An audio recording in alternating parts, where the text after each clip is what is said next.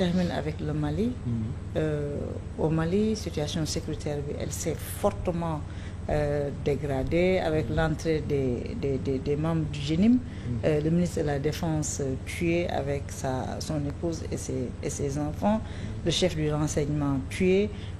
Le président de la République sax qui a été obligé de s'éclipser pendant 48 heures. Les rebelles sont en train d'organiser le blocus de Bamako. Nous, on a à notre frontière avec le Mali, il y a un important dispositif bu ñu teg foofu. Le président de la République a fait un communiqué pour apporter son soutien au peuple malien.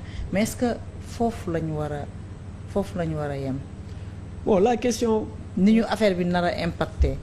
Bon, déjà damay vraiment comme ni ko président defee exprimer suñu solidarité au peuple malien parce que Mali ak Sénégal benn dëkk la benn population la man sama maam mère Rosalie Diallo keroog bi fédération bi tase dafa ànd ak borom këram Pa Tunkara ñu ñibbi Mali alors qu'elle est sénégalaise, elle est de Saint-Louis.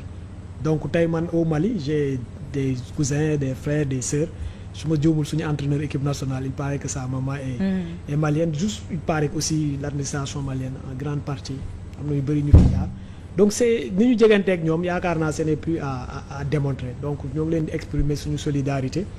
Maintenant man sa question bi j'allais pas poser ça comme ça.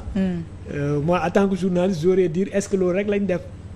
Non dama est-ce que loolu rek lañ def. yow da nga est-ce que fa la ñu war a yem. ma ne la man j'aurais dit est-ce que loolu rek lañ def. Souvent en fait du c'est pas parce que dara déggoo ko wala gisoo ko ne am des fois da nga bëgg benn affaire mais gisoo fu ñu ko defee wala gisoo fu ñu ko waxee fekk am na waxin la mais en tout état de cause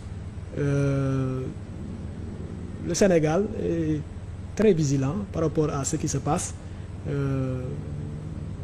Je pense que même si la réponse n'est pas seulement militaire. Mais si elle l'était aussi, nous avons confiance à notre armée. Récemment, nous étions avec le chef de l'État dans la partie orientale du pays. On a vu les efforts qui sont faits. Nous avons inauguré, visité le poste avancé de Moussala du Garci. Nous avons vu que l'armée est présente. Maintenant, affaire bi comme j'ai dit, c'est pas juste une réponse militaire qu'il faut y apporter parce que am na analystes yi bëri ñuy wax ne li xew actuellement Mali. C'est une conséquence d'une situation socio-économique, socio-politique qui s'est détériorée, qui a donné lieu à ça. Donc la réponse qui doit être apportée ne doit pas juste être une réponse sécuritaire.